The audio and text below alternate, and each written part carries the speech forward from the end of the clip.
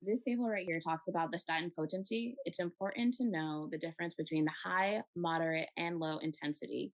For high intensity, we have atorvastatin 40 to 80 milligrams, rosuvastatin 20 to 40 milligrams, and just really pay attention to the difference between the moderate and the low intensity, because as you can see, the ranges are all over the place.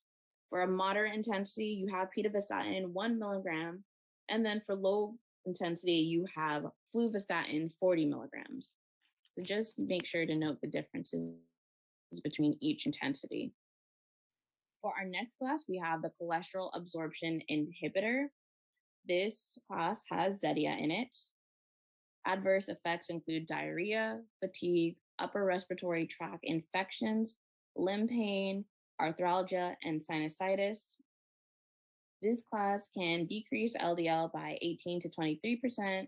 It can increase HDL by 1 to 3% and decrease triglycerides by 5 to 10%. So for contraindications, pretty much if the patient is using a statin while they have active liver disease or any unexplained elevations in LFTs, or if they're pregnant or breastfeeding. Adverse effects include diarrhea, fatigue, URTIs, limb pain, arthralgia, and sinusitis. You're going to want to monitor the LFTs at baseline and clinically thereafter when used with a statin or a fibric acid derivative. If the patient is using cyclosporin, you're going to want to monitor their levels. Avoid use with gemfibrozil because that can increase the risk of myopathy and cholelithiasis.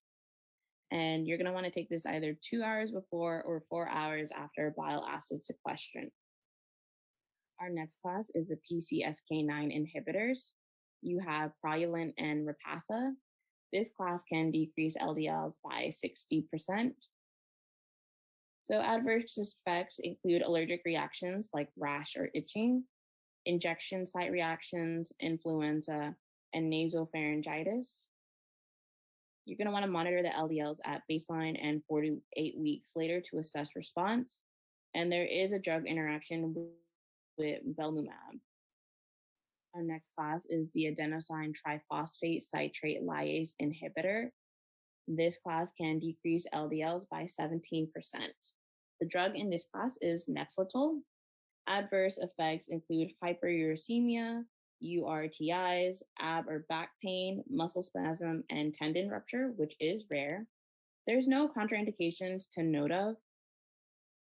You're going to want to monitor the uric acid levels as clinically indicated and monitor signs and symptoms of tendon rupture. This class can increase the concentration of pravastatin and simvastatin. Our next class is a bile acid sequestrants. This class can increase triglycerides by 5%, decrease LDLs by 10 to 30%, and increase HDLs by 3 to 5%. In this class, we have Questran, Welchol, and Colstead. The adverse effects include constipation, ab pain, cramping, gas, bloating, and increased triglycerides. So because of that, monitor the triglycerides. For contraindications with Questran, you're going to want to avoid it if the patient has complete biliary obstruction.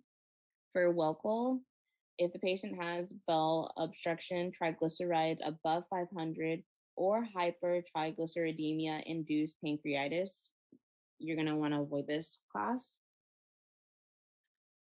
Some of the drug interactions are with a majority of drugs, so you're going to want to just separate administration by either 1 to 4 hours before or 4 to 6 hours afterwards.